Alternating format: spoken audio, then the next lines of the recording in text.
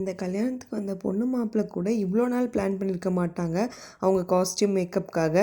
But நாங்கள் வந்து 1 வீக்காக என்ன ட்ரெஸ் போடுறது, என்ன மேக்கப் பண்ணுறது, ஹேர் என்ன செட் பண்ணுறதுன்னு சொல்லிட்டு பயங்கர டிஸ்கஷனில் தான் போய்கிட்டு இருந்துச்சு. ஏன்னா போன இடம் அப்படி ட்ரிவாண்ட்ரத்துலேயே ஒரு 5 ஸ்டார் ஹோட்டல் இருக்குது, ஓபை தாமரான்னு. அங்கே தான் வச்சு கல்யாணம் அரேஞ்ச் பண்ணியிருந்தாங்க. பேசிக்காகவே இங்கே எல்லாமே வந்து கொஞ்சம் காஸ்ட்லியர் சைடில் தான் இருக்கும். ஸோ நம்ம வந்து சும்மாலாம் போய் எதுவும் ட்ரை பண்ண மாட்டோம் இல்லையா. இந்த மாதிரி யாராவது கல்யாணம் காது குத்துன்னு கூப்பிட்டா தான் உண்டு இங்கே போய் ட்ரை பண்ணுறதுக்கு. அன்னைக்கு லஞ்ச் வந்து சத்யா தான் போட்டிருந்தாங்க. நான் வந்து கூகுளில் தான் இதோட ப்ரைஸ் பார்த்தேன், 1500 சம்திங் போட்டிருந்தாங்க பர் பிளேட். ஸோ இந்த சத்யாவுக்கு தான் அவ்வளோ ரேட்டு. அது கூட சிக்கன் ஃபிஷ் வேறு வச்சுருந்தாங்க. கண்டிப்பாக 2000 கிட்ட வந்திருக்கும். நான் பெருசாக சத்யா ஃபேன்லாம் கிடையாது, நமக்கு வந்து இந்த நான்வெஜ் தான் செட் ஆகும். அங்கே இருக்கிற ஃபிஷ்ஷும் சிக்கனும் மட்டும் சாப்பிட்டுட்டு பேபிக்கு மட்டும் பருப்பு சோறு ஊட்டிக்கிட்டு இருந்தேன்.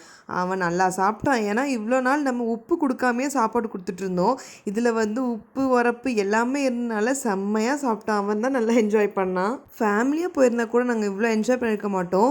ஆஃபீஸில் இருக்கிற ஃப்ரெண்ட்ஸ் மட்டும் அப்படிங்கிறதுனால செம்மையாக என்ஜாய் பண்ணோம். ஃபோட்டோஸ் எடுக்கிறது என்ன, ரீல்ஸ் எடுக்கிறது என்னன்னு செம்மையாக போச்சு அன்றைக்கி டேவே.